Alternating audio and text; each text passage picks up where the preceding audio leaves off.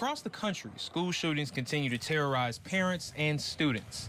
But how these cases are handled by the legal system is seeing a shift. Prosecutors, in some cases, making a point to file charges against the shooter's parents as well.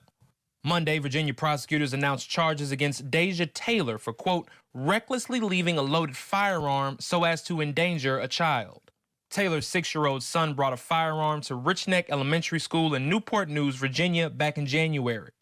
The 6-year-old is accused of shooting his teacher, Abby Zwerner, who survived the encounter. Some parents in the area say the charges are long overdue. It should have happened maybe quite a while ago, but I'm glad that it happened. Taylor is facing a felony charge of child neglect and a misdemeanor for reckless storage of a firearm. Taylor's attorney says the gun used in the shooting was secured on a top shelf in her closet and was locked. Well, I'm sure the prosecutor would look at whether there's criminal negligence here. Julie McConnell is a lawyer and the director of the Children's Defense Clinic at the University of Richmond. Was the parent so irresponsible about the way that they stored the firearm that it created a negligent situation where the child could have easily accessed the gun and hurt himself or others? In Michigan, parents Jennifer and James Crumbly are charged with involuntary manslaughter in a similar case. I am by no means saying that an active shooter situation should always result in a criminal prosecution against parents. But the facts of this case are so egregious.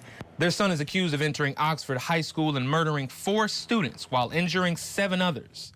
Prosecutors say the parents ignored significant warning signs like violent drawings and a history of mental illness while knowingly supplying their son with a firearm. There are text messages, there's a paper trail there, and the mom in particular seemed to have some knowledge that something could happen. That is one of the things that would be necessary in some types of prosecutions, that you would need to be able to show that the parent knowingly allowed access to the gun in such a way that it created extreme risk.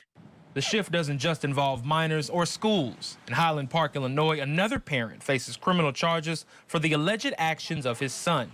The father of a 21-year-old man accused of killing 7 people at a July 4th parade is charged with 7 counts of reckless conduct.